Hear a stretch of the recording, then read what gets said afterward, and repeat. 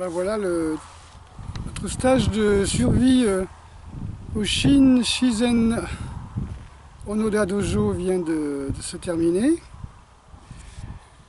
Alors effectivement, stage de survie, on n'est pas dans les stages de survie comme on voit dans les films ou les stages commando. Hein. On n'est pas là pour faire du cortisol, on n'est pas là pour obliger les gens à ne pas boire pendant 3 jours, dormir dans la forêt, tailler des silex et tout. Déjà, en pleine chaleur, vous empêchez quelqu'un de boire pendant quelques temps, faire des efforts, je dirais qu'il est candidat pour une inflammation intestinale à vie, quoi. Hein. Donc, avec tout ce que ça comporte par la suite de réactions. Donc voilà, durant le stage, donc, on a pu voir tout ce qui était possible, toutes les techniques possibles et disponibles, je dirais sans aucun matériel, pour se guérir, pour éviter la maladie, pour pouvoir être plein d'énergie. Voilà, pour moi la survie c'est ça, c'est pas... Vous voyez, ce qu'il y a d'extraordinaire, juste avant le stage, il y a Alexandre qui m'a envoyé un livre qui s'appelle De l'aïkido au systéma, que je conseille. J'ai pas tout lu, j'ai lu que quelques pages au hasard parce que c'était vraiment trop tard. J'ai reçu vraiment au dernier moment. Merci Alexandre. Et c'est gentil de m'avoir envoyé ce livre. Il me l'avait promis, il l'a fait. Enfin, quelqu'un qui tient ses promesses. C'est toujours intéressant d'avoir dans ces relations quelqu'un qui délire pas et qui tient ses promesses. Je parle à la quinzaine de pseudo-stagiaires qui m'avaient promis de venir à mes stages, qui ont planté carrément la trésorerie de notre club parce que justement on a compté là-dessus. Tout s'est articulé autour de ces promesses et ils ne sont pas venus. Voilà, donc si tout le monde était comme Alexandre, je pense qu'on pourrait fonctionner tranquillement, on ne serait pas obligé d'aller faire des appels aux dons. Donc sur ce livre, il y a un chapitre que j'ai lu comme ça, j'ouvre ça hier soir, après la méditation, et je vois de la survie à la vie. Et c'est vrai, je pense que l'auteur Chris Pétier sera d'accord, c'est exactement ce que je dis depuis des années. Vous avez 2 sortes de personnages qui vivent un petit peu, pour moi, qui font des arts martiaux et qui vivent dans le côté guerrier, enfin d'après eux, hein, c'est-à-dire survivalistes. Ils en sont dans leur clan, c'est-à-dire il y a nous et les autres. Il y a nous qui sommes ceux qui doivent survivre, et puis il y a les autres dont on ne veut pas entendre parler, qui de toute façon vont mourir parce que voilà, grand cataclysme et tout. Donc ça, leur survie là, franchement, c'est des gens qui vivent, je dirais, avec leurs croyances, dans la haine, dans le cortisol, avec tout ce que ça implique de tendinite, de maux de tête, d'hyperperméabilité intestinale, d'inflammation, qui va emmener des candidoses, des maladies orphelines, une certaine paranoïa, voire une schizophrénie. Bon, survivalisme non troppo. Hein. Moi, j'estime que je peux être survivaliste dès le moment où je peux me passer de tout ce que la société moderne a fait et qui pourrait s'effondrer en cas de cataclysme. Et non pas, comme j'ai déjà dit, s'enfermer dans un blocos avec l'air conditionné, avec un générateur qui tourne à l'essence, avec un ordinateur, avec voilà tout. Voilà, vous voyez ce que je veux dire. C'est le type, il va pas mourir de la bombe atomique ou des zombies ou je ne sais ce qu'il craint. Il va décéder à cause des manques de vitamines qu'il y a dans ses conserves et puis de sa propre parano, quoi. Donc voilà. Donc survivaliste, oui, mais nous, nos camps de survie ne sont pas des camps comme ceci. C'est pas des camps où on vous apprend à tuer, voilà, on apprend aux gens à vivre, non pas dans le côté cortisol, adrénaline, noradrénaline, agressivité, haine. On est plutôt dans le côté dopamine, acétylcholine. Voilà, on se sent bien, voyez, on est en sérotonine. Là, on répare. C'est plus ça qui m'intéresse dans ces stages. On apprend d'abord à se reposer, on apprend à s'écouter, à devenir intime avec soi-même par la méditation, donc revenir au centre, revenir à ce qu'il y a de d'essentiel, écouter, voilà, s'écouter, écouter notre corps, écouter notre respiration, écouter notre posture. Voilà, ça c'est très intéressant. On n'est pas moi et les autres, on est je fais partie du tout. Voilà, le tout fait partie de moi. C'est plus dans cette optique-là. On est dans les hormones de plaisir, de bonheur, de réparation, de relaxation. Et à partir de là, on permet au corps de se réparer. Voir dans l'ocytocine, hein, l'hormone de l'amour, voilà, de l'acceptation, comment on appelle ça, de l'amour inconditionnel. Voilà, donc rien à voir avec les gens dans leur clan, avec leurs fusils, qui font de la survie. On va rester 3 jours sans boire, voilà, on creuse un trou. Non, on n'est pas... Enfin, moi, mes stages, c'est pas ça, quoi. J'ai rien contre eux, mes stages, c'est pas ça. Je ne veux pas passer mon temps dans le cortisol, à craindre, à avoir peur, à rejeter les autres, à prendre les autres pour des ennemis, ceux qui ne sont pas de mon clan comme des ennemis, ceux qui ne sont pas de ma troupe, de mon ethnique, de mon ethnie.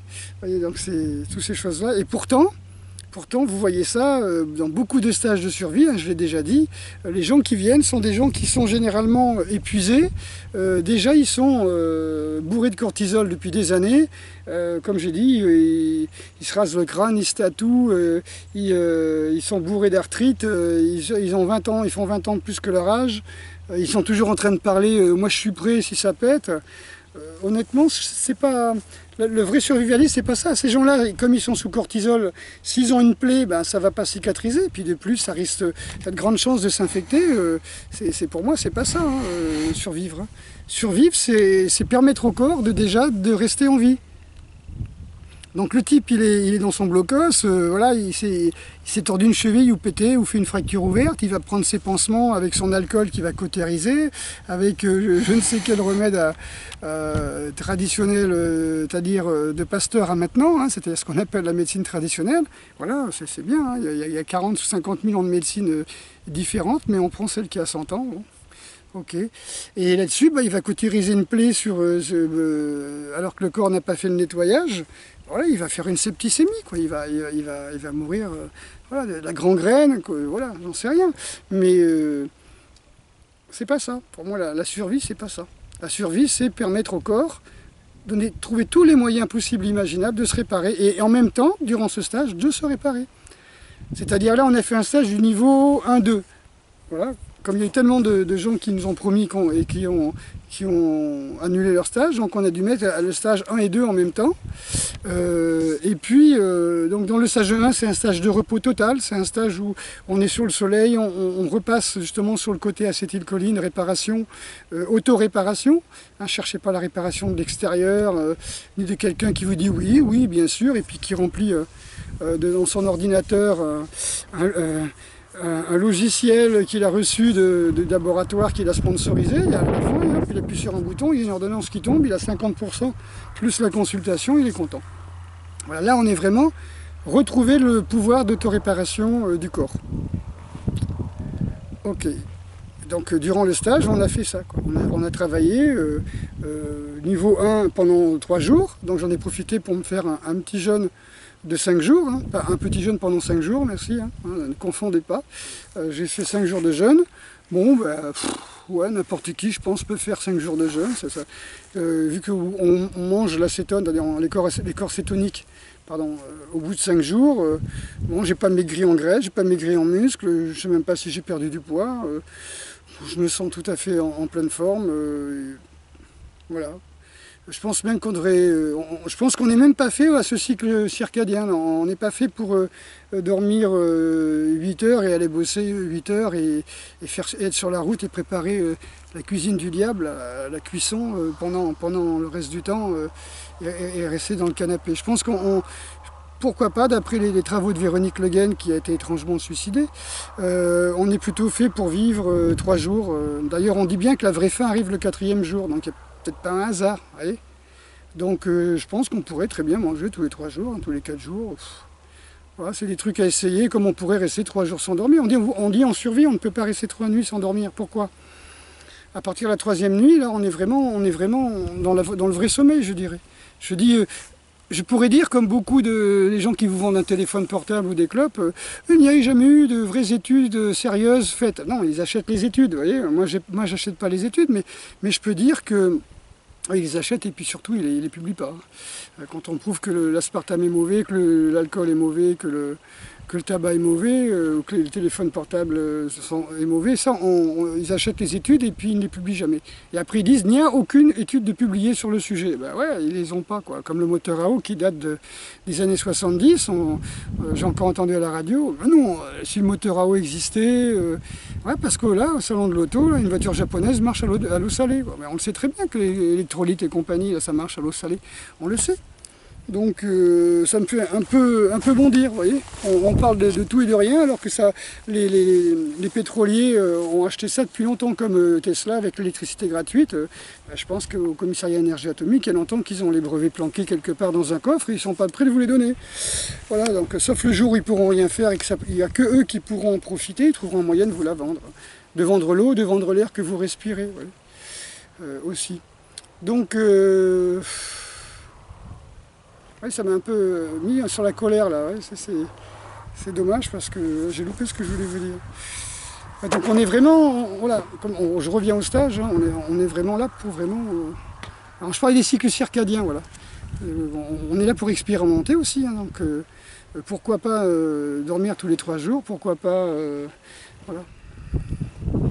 On va vous dire, il n'y a pas de voilà, que je voulais vous dire, il n'y a pas d'étude qui a été faite sur le sujet. Effectivement, toutes les études ont été faites sur des sujets qui mangeaient du cuit, qui avaient des tas de maladies, mais qu'on trouve tout à fait normales.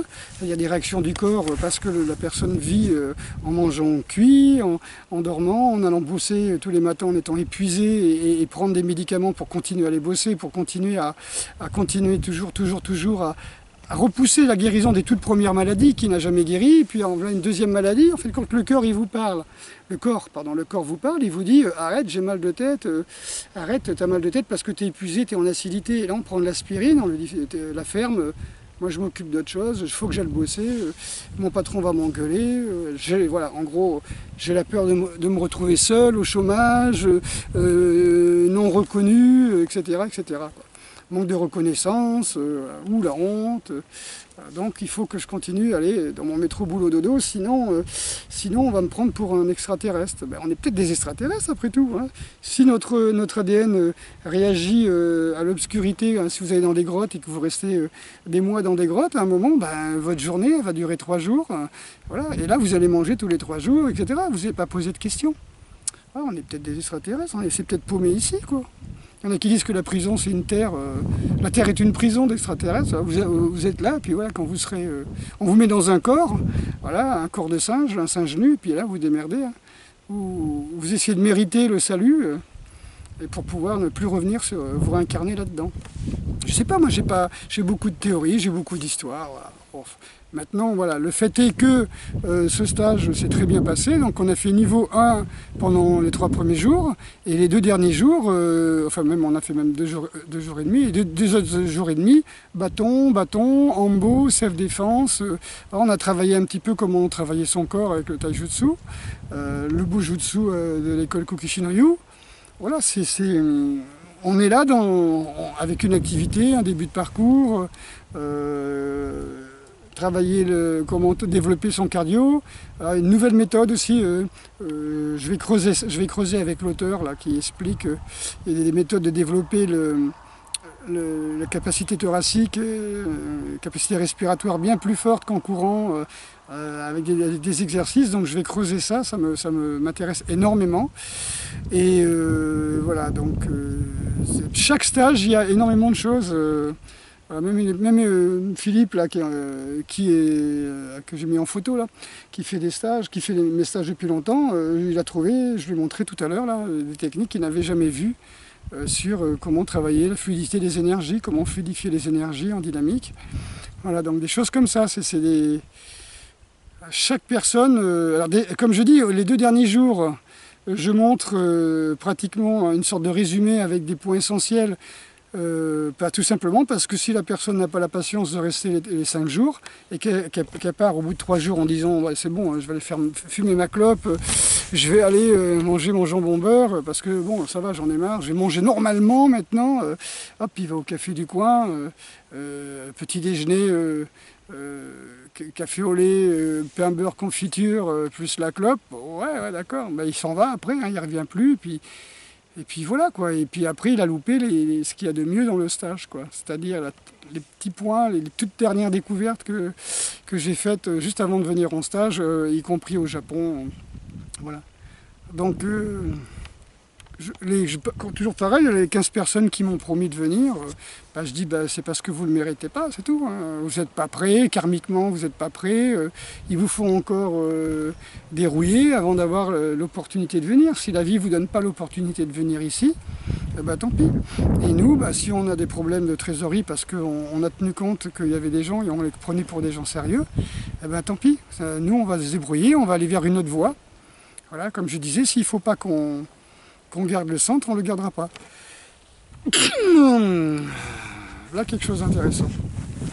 Voilà, c'est-à-dire que moi, le centre, je l'ai fait pour vous, hein, je l'ai fait pour les gens qui me suivent, hein, qui ont envie de découvrir près de 1000 livres sur le Japon, la diététique, l'anatomie, la physiologie, les arts martiaux, les livres de la guerre, des témoignages de guerre aussi, pour montrer un petit peu la réalité par rapport aux films qui vous manipulent en vous montrant des trucs incroyablement impossibles dans la réalité, hein, des avions qui mitraillent pendant un quart d'heure, alors que n'importe qui vous dira on n'avait que quelques secondes de mitraillage. Voilà, voilà donc pour moi, les choses se font comme elles doivent se faire, quand elles doivent se faire, si elles doivent se faire. Donc ne culpabilisez pas, je ne veux pas vous culpabiliser, vous n'êtes pas venu, c'est parce que vous n'êtes pas prêt. Ce qui ne veut pas dire dans 1 an, 2 ans vous serez prêt. De toute façon, rien ne dit que je vais continuer à compter sur des gens qui me promettent de venir et faire des stages en nature. C'est pas dit, parce que je vais avoir plein d'opportunités ailleurs, à droite et à gauche, y compris au Japon, beaucoup d'opportunités à l'étranger. Et je ne vois pas pourquoi je resterai pourquoi je me réserverai parce qu'il y a 15 personnes qui me promettent de venir, qui nous font des demandes de visa, il faut demander des visas, ambassade, voilà, écrivez à l'ambassade d'Alger, etc., etc. Et puis les mecs ils viennent pas. Vous voyez, donc une fois qu'ils ont leur visa, ils viennent en France, ils y restent, et puis voilà, heureusement qu'on ne donne pas notre adresse pour les loger, parce que là ce serait nous qui aurons des problèmes, quoi. Donc c'est des gens qui promettent de venir en stage, c'est mieux. Avant, au début, c'était j'aime bien ce que vous faites, vive le taekwondo. Non, je ne fais pas de taekwondo, j'en fais plus depuis 80 de taekwondo. Vous voyez, voilà, donc c'est des petits détails voilà, pour vous. Histoire de discuter, j'ai promis à Bruno de faire une vidéo stage, mais bon, désolé Bruno, mais je ne ferai pas une vidéo de technique, je ne ferai pas une vidéo de ce que l'on fait, de nos pratiques. Là, je veux vraiment être là parce qu'on n'apprend pas ces choses-là. Comme ça, pour ça que je disais, il y a des gens qui me suivent depuis des années, qui apprennent encore des tas de choses qu'ils n'avaient pas compris au début, ou des nouvelles choses, parce que le vrai enseignement de l'art martial, je dis bien le vrai enseignement de l'art martial, c'est un élève qui va demander à un maître s'il peut le prendre en élève. Il ne s'impose pas, il ne dit pas moi j'ai de l'argent donc je paye donc je viens. D'accord ? Donc il demande au maître s'il peut devenir son élève, et le maître lui demande des techniques de base ou des conditions. Il lui demande, voilà, je veux bien, comme moi je dis, vous venez en stage, mais vous fumez pas, vous passez pas votre temps à l'ordi, au téléphone portable, et puis vous mangez le plus possible cru, bio, végétal, pour être en harmonie avec nous. Comme ça, en plus, vous faites une détox. Voilà, en plus, le prix du stage, c'est le prix d'un camping, une tente de camping, une place de camping à Royan. Voilà, si vous voulez venir à l'hôtel chez nous, c'est 80-90 €. Si vous venez, enfin je parle hors saison, dans les terres, hein, pas à Royan. Hein, voilà. Alors que là, pour 45 €, ou même pas 40 € par jour, vous avez la place de mettre votre tente, et puis vous emmenez votre nourriture. Plus question que je vous nourrisse, mais voilà, après, vous êtes sincère ou pas, vous trichez ou pas, je pense que karmiquement, c'est vous qui payez, c'est pas moi. Voilà, donc le stage s'est très bien déroulé, là on va faire la rentrée, j'espère que encore une fois, ceux qui nous ont promis de nous aider vont venir aussi, et puis on redémarre une année, je ne sais pas du tout ce que ça va être, comme souvent on va il va y avoir un turnover de 80% de personnes, et puis on va pouvoir envisager un avenir plus serein, peut-être sous d'autres formes juridiques, peut-être créer quelque chose de plus intéressant, de plus grand, travailler avec le Japon, travailler avec d'autres institutions, des tas de professionnels. Voilà, parce que bon, il y a un savoir à transmettre et il n'y a pas de raison que je le garde. Des nouveaux livres, je pense, oui, hein, mais j'en parle souvent, mais c'est vrai que je ne trouve pas beaucoup le temps. J'ai pratiquement 2 livres qui sont déjà faits. Est-ce que j'en fais un seul avec ça ou est-ce que je continue à les publier tels qu'ils sont? Je pense que je vais essayer de publier tel qu'il est mon livre sur la psychothérapie par les arts martiaux. Et voilà, donc on verra bien ce que ça va donner. Après, ça va dépendre. Comme je vous dis, je ne vous fais pas des livres pour qu'ils soient publiés à grande échelle. Je fais des livres où j'ai envie d'avoir des couleurs, où j'ai envie d'avoir des photos, et que les gens qui veulent se permettre de les acheter, bah, ils les achètent, et ils se les achètent. Et puis, ouais, je ne suis pas écrivain pour être écrivain, je transmets des messages, je ne cherche pas à faire du nombre, parce que c'est vrai que souvent, quand je lis des livres, on a l'impression que les gens, ils ont fait fac de lettres, ils ont étudié les auteurs français, et ils vous pondent des livres pour faire des livres, quoi. Et quand vous sortez du bouquin, voilà, vous n'avez qu'une belle aventure imaginaire qui n'a jamais existé, vous êtes dans le virtuel, mais en plus, voilà, c'est de la fiction. Est-ce que vous êtes plus intelligent, plus vigilant, plus sensé, plus réfléchi? Est-ce que vous avez vraiment appris quelque chose sur quoi que ce soit? Je suis pas sûr. Je suis pas sûr, surtout si les auteurs ne vérifient pas leurs sources. D'accord, donc voilà, ici c'est le dojo, le Shizen Dojo Onoda, hein, c'est le camp Onoda, où on a installé durant cette période d'été nos tentes, et on s'est vraiment fait du bien, on s'est vraiment réparé les 3 premiers jours. Et après, on a appris des techniques de combat. Là, Philippe est en train de montrer des techniques de forge, d'outils pour ceux qui veulent apprendre. Là, pour finir le stage, le programme est terminé. Là, c'est un supplément. Voilà, c'est pas la cerise sur le gâteau, parce que bon, la forge, dans le côté survie, c'est vraiment quand on a besoin d'outils ou de forger des gonds de porte ou voilà, des trucs intéressants. On n'est pas là pour fabriquer des armes non plus, hein. Voilà. Donc, une année terminée pour moi, hein, une année bien remplie, hein. Si on fait le point avec la conférence à Paris sur la vérité sur les ninjas, suivie par tous les intéressés du ninjutsu, les rêveurs, bah, ils sont restés à rêver. Ils se sont rencontrés ensemble, arrivés ensemble, et comme dit je ne sais qui, c'est pas parce qu'ils sont énormément à avoir tort qu'ils ont raison, hein. Je préfère faire confiance à un scientifique qu'à une tribu de moutons. Et d'un autre côté, voilà, après je suis parti au Japon, et, voilà, les interviews, la reconnaissance de Maître Hatsumi pour avoir été à ses côtés pendant 30 ans, donc le diplôme de Shihan ancien, voilà, Shingita Ibufuikan. Et puis, donc les articles sur les journaux japonais, la télé japonaise, voilà, donc reconnaissance par l'université qui a fait les études sur les ninjas. Donc c'est pas tous les jours qu'on demande à un étranger, enfin ça n'a jamais été fait, c'est la toute première fois, et je dis bien la toute première fois que l'université de Millet demandait, je dis bien la toute première fois que l'université de Millet demandait à un étranger de venir faire un exposé sur les techniques de combat et une démonstration et un cours.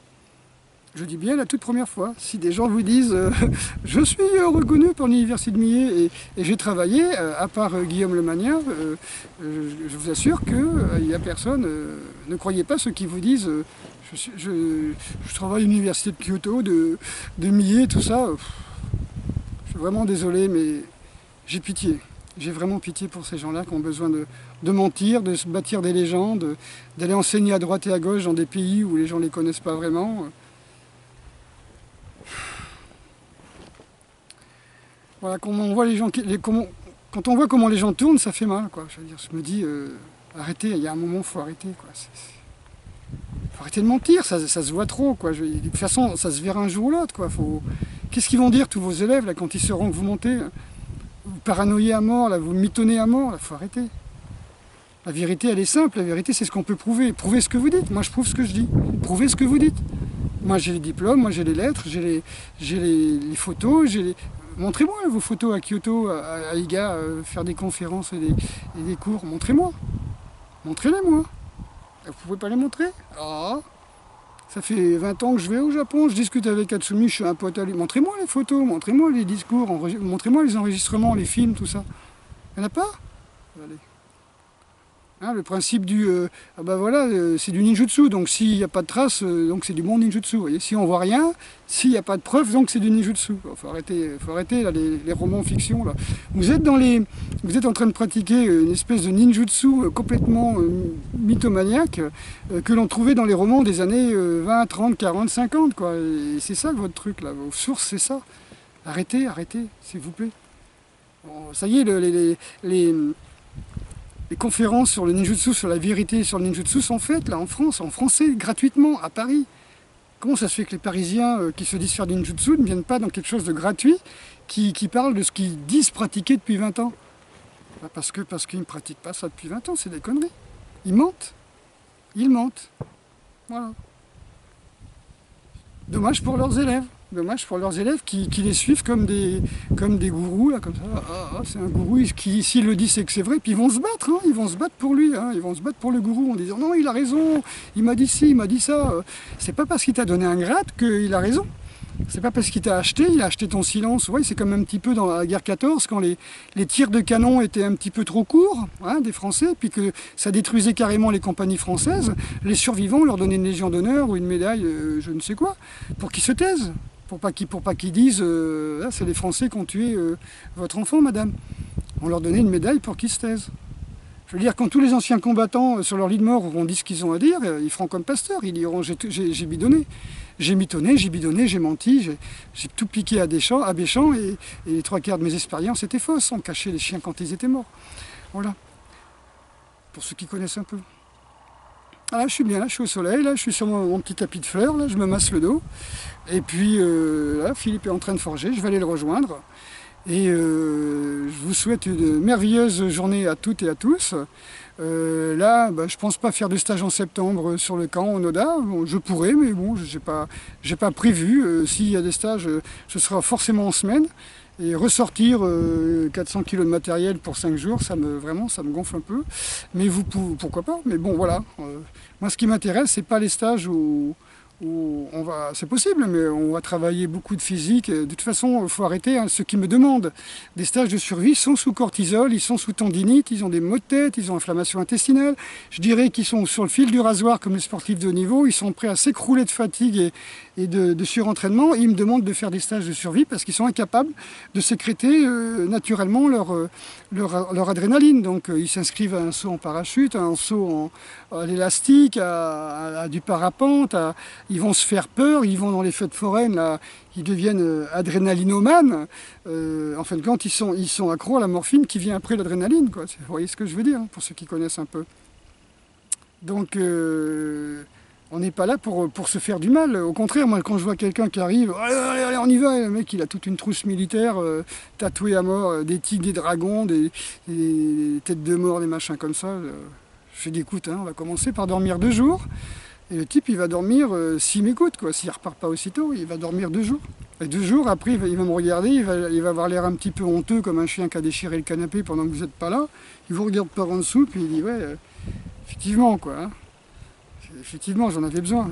Donc, s'il vous plaît, un peu de paix dans vos têtes, un peu de paix dans vos esprits. Je sais, vous avez pratiqué l'art martial, les jeux vidéo d'arts martiaux, tout ça parce que vous avez peur de ne pas être considéré, parce que vous êtes rempli de peur, de crainte si on vous attaque, comme explique dans le livre de l'Aikido Systema. Il y a 10% des personnes qui font des arts martiaux, sport de combat, on va dire, ou sport de combat, qui ont été agressés.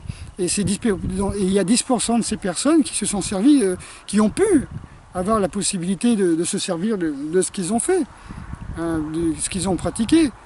Donc ça veut dire qu'il y a 1% des personnes qui pratiquent les arts martiaux ou sports de combat qui dans la rue s'en servira. Vous voyez, qui pourront s'en servir. Donc faire un truc auquel on se sert que 1%, Ouais, c'est comme si vous dites, voilà, je fabrique une voiture, mais je m'en servirai une journée sur 100.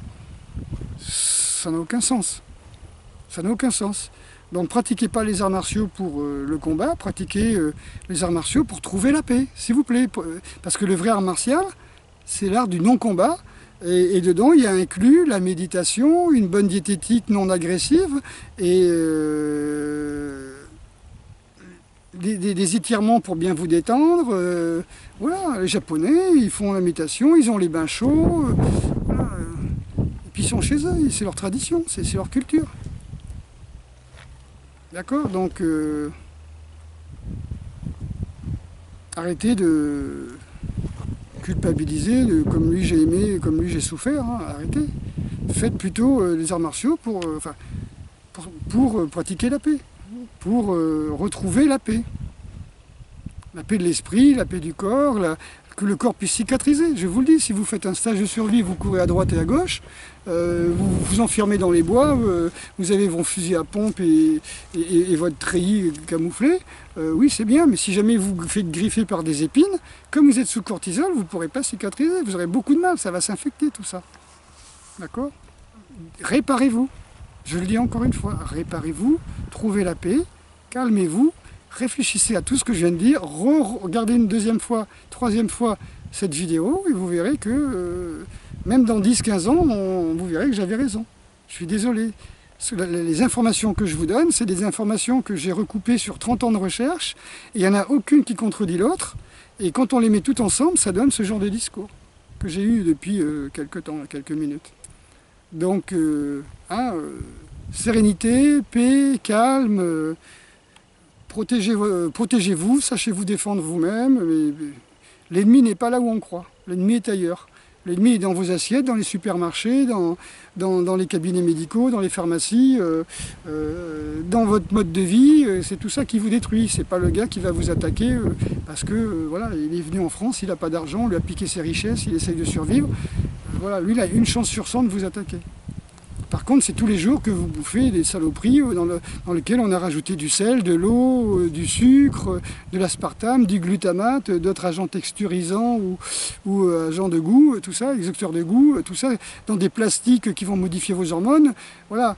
Je ne dis pas que le but est de vous stériliser, de vous rendre teubé, mais bon, je ne l'ai pas dit. Mais bon, voilà, il y en a qui le disent. Et je ne pense pas qu'ils aient forcément tort. Allez, un gros bisou. Pensez à vous, reposez-vous. Mettez-vous au soleil tant que vous pouvez encore faire plein de vitamine D. N'oubliez pas que c'est bon pour le calcium.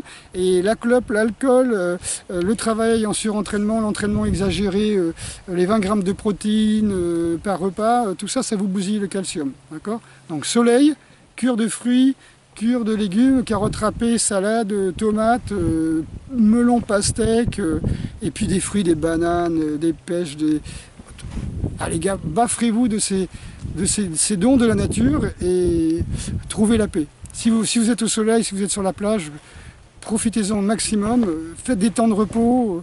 Quand vous rentrez chez vous, allez pas courir à l'entraînement comme des bêtes et tout, reposez-vous. Tant que vous avez une douleur dans le genou, dans la tête, dans l'épaule, reposez-vous. C'est pas en vous entraînant par-dessus une blessure que vous allez la guérir.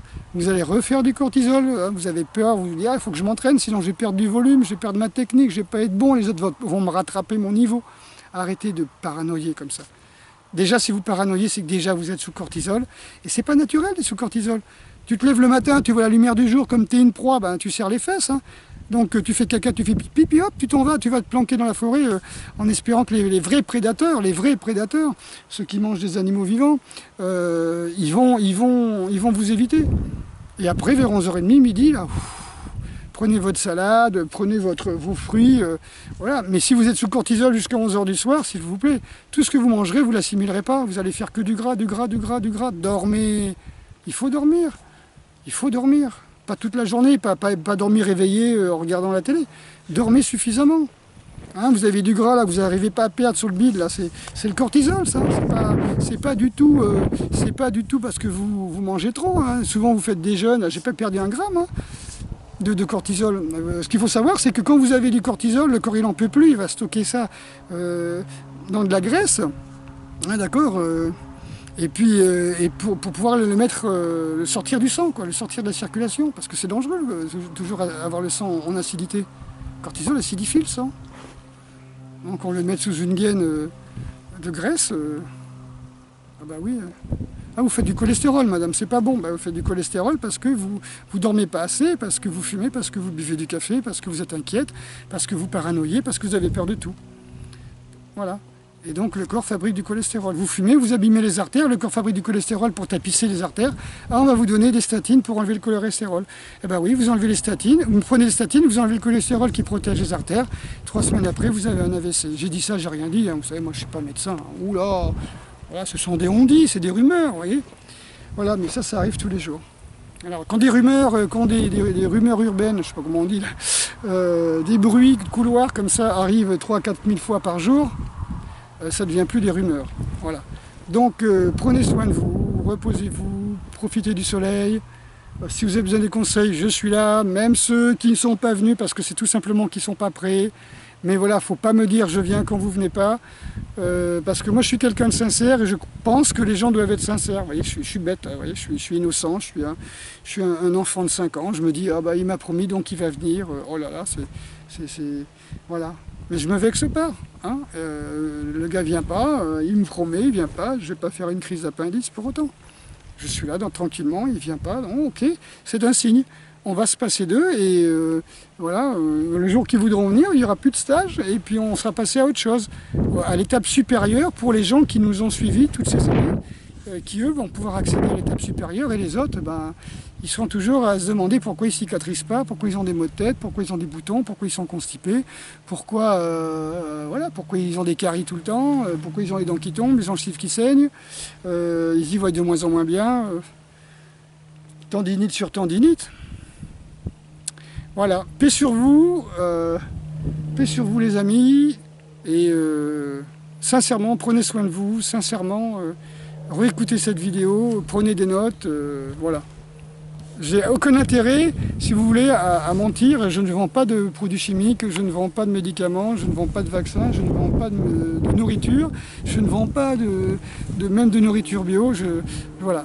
Je dis simplement, s'il vous plaît, la vérité, vous libérera, comme on dit, hein, c'est-à-dire, si vous connaissez la vérité, vous serez libre. Bien qu'on emprisonne tous ceux qui veulent la dire. Dans le meilleur des cas, dans le pire des cas, ils ont un accident d'hélicoptère ou de moto, ou de vélo. Allez, à bientôt.